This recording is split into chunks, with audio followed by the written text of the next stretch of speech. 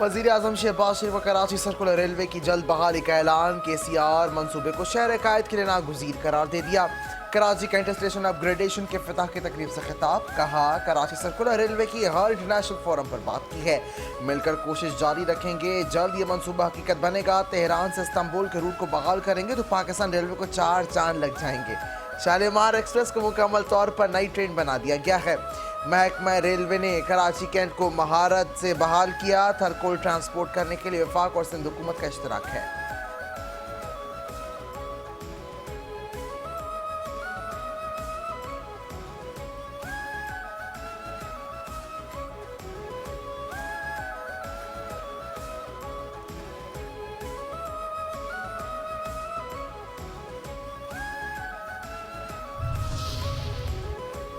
मुश्तरी होशियार, जबकि 28वीं आईनी तरमीम जल्द लाई जाएगी, वो भी मंजूर हो जाएगी।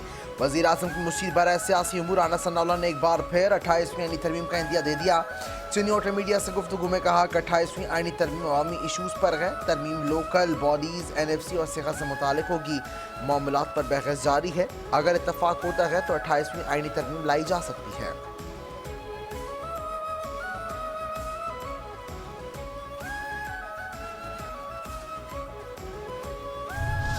मुस्तफ़ा कमाल की सियासी खुशफहमियाँ। पीपल्स पार्टी ने बलदाती निज़ाम से मुतालिक बिल पर बात न की तो 18वीं तरमीम खत्म होगी और सिंध में सूबा भी बनेगा। MQM पाकिस्तान के रहनुमा मुस्तफ़ा कमाल की कराची में प्रेस कॉन्फ्रेंस। कहा आने वाले महीनों में बलदाती निज़ाम से मुतालिक तरमीम आएगी और मंजूर भी होगी। कराची दूध देने वाली गाय है, उसे चारा नहीं दोगे तो कैसे चलेगा। आप NFC अवार्ड लेते हैं लेकिन PFC तो है ही नहीं।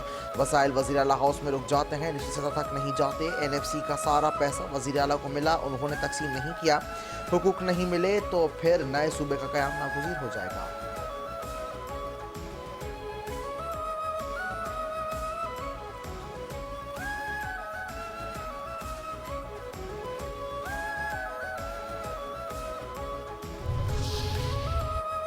शर्जील मेमन की MQM परवार। सिंध की तकसीम मुश्किल नहीं नामुमकिन है। सिंध कोई केक नहीं है, इसको बांट दिया जाए। सिंध के वज़ीर इत्तला शर्जील नाम मेमन की प्रेस कॉन्फ्रेंस। कहते हैं नए सूबे की बात मुर्दा सियासत को जिंदा करने के लिए है। MQM चाहती है कि हम जज्बाती जवाब दें और वो सियासत करें। वो हर वक्त इक़्तिदार में रहना चाहते हैं। MQM इल्ज़ाम तराशी और नफरत की सियासत बंद कर दे। MQM को चाहिए कि आपस की लड़ाइयाँ ख़त्म करके अवामी सियासत करे। MQM की बात को एक कॉन्स्टिट्यूशन के दूसरे से निकाल देते हैं। MQM ने बलदाती इंतखाबात से राह फरार इख्तियार की है। उनको पता था कि शिकस्त होगी।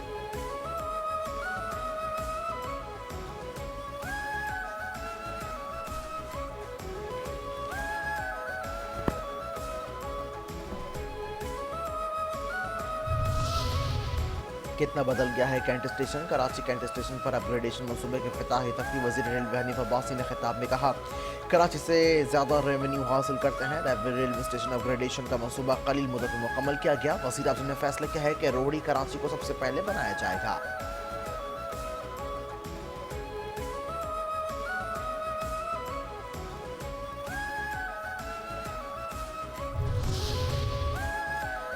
सर मोटरवे जल्दी बनाए। वज़ीर आला सिंध मुराद अली शाह की वज़ीर आज़म सक्खर हैदराबाद मोटरवे जल्द बनाने की दरख्वास्त। तकरीब से खिताब में कहा सक्खर हैदराबाद मोटरवे बन जाए तो बहुत बड़ा सहारा हो जाएगा। कराची से शहर में मास ट्रांसिट सिस्टम होना चाहिए।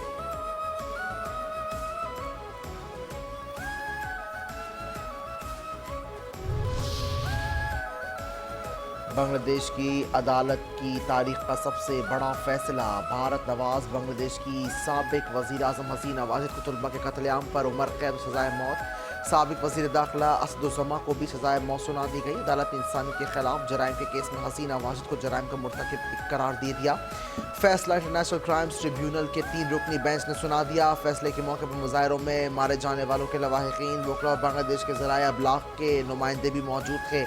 लवाहिकीन अदालती फैसले पर तालियां बजाकर खुशी का इजहार किया।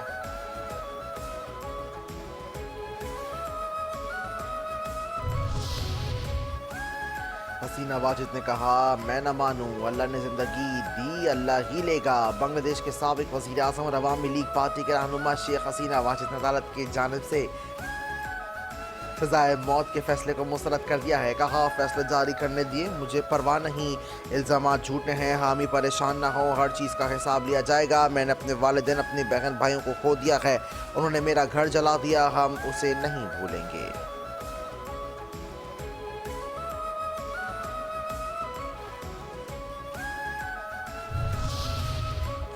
بنگلہ دیش نے بھارت سے حسینہ واجد کی حوالگی کا مطالبہ کر دیا، وزارت خارجہ نے کہا کہ مجرمان کو پناہ دینا انصاف کی بے تخری ہے، مجرموں کو پناہ دینا بھارت کا غیر دوستانہ اقدام ہے، سابق وزیر داخلہ سے زما کے بنگلہ دیش کے حوالے کیا جائے۔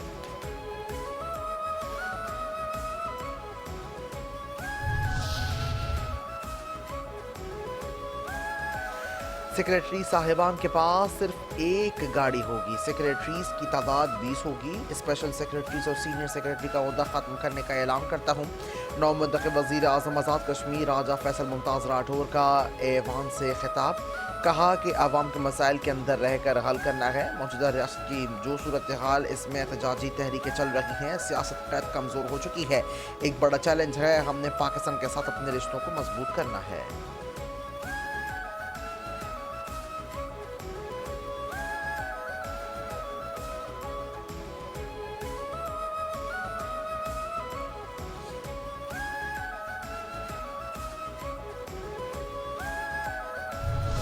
بڑی عالمی سفارتکاری، بڑا بریک تھرو، سعودی ولی عہد کا دورہ امریکہ، شہزادہ بن محمد سلمان امریکی صدر ٹرمپ سے ملنے واشنگٹن روانہ، ٹرمپ سے ملاقات میں دفاعی معاہدوں کا امکان، عرب اور امریکی میڈیا کے مطابق دونوں ممالک کے درمیان یہ ملاقات انتہائی اہمیت کی حامل ہے۔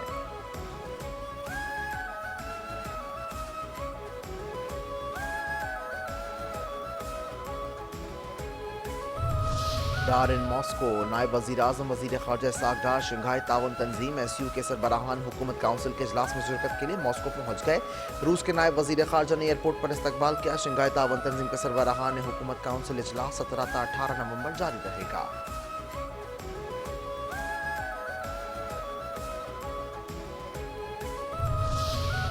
ایسا مسودہ ہے، ہم اسے نہیں مانتے۔ فلسطین کی مزاحمتی تنظیم حماس اور دیگر مزاحمتی گروپوں نے غزہ قرارداد کے مسودے کو مسترد کر دیا۔ حماس کا کہنا ہے کہ قرارداد فلسطین کی فیصلہ سازی پر بیرونی قوتوں کے کنٹرول کی راہ ہموار کرے گی۔ غزہ کی حکومت کو تعمیر نو غیر ملکی سرپرستی میں چلائی جا رہی ہے۔ قرارداد سے فلسطینیوں سے ان کی حکمرانی چھین جائے گی۔ غزہ میں بین الاقوامی فورسز کی تعیناتی کا مطلب غیر ملکی سرپرستی ہوگا۔ غزہ میں انسانی امداد کا انتظام اقوام متحدہ کی زیر نگرانی فلسطینی اداروں کے پاس ہونا چاہیے۔ غزہ کو غیر مسلح کرنے یا فلسطینیوں سے مزاحمت کا حق چھیننے کو مسترد کرتے ہیں۔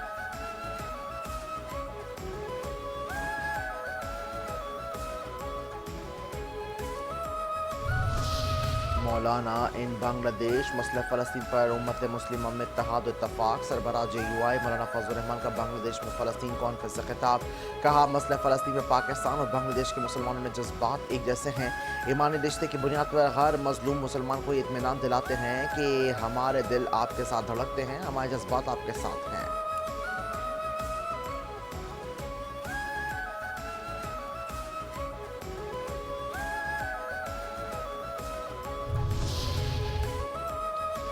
پاکستان چین کی نئی دفاعی قربتیں، پاکستان اور چین کے درمیان انسداد دہشت گردی اور سیکورٹی تعاون بڑھانے پر اتفاق، وفاقی وزیر داخلہ محسن نقوی سے چین کے سفیر کی ملاقات، پاک چین دو طرفہ تعلقات، باہمی دلچسپی کے امور پر تبادلہ خیال، چین کے سفیر کی اسلام آباد خودکش حملے کی مذمت، محسن نقوی نے کہا کہ پاک چین تعلقات باہمی اعتماد اور اعتماد پر مبنی ہیں، چین پاکستان کا بااعتماد دوست ہے، پاکستان دہشت گردی سے سب سے زیادہ متاثرہ ملک ہے۔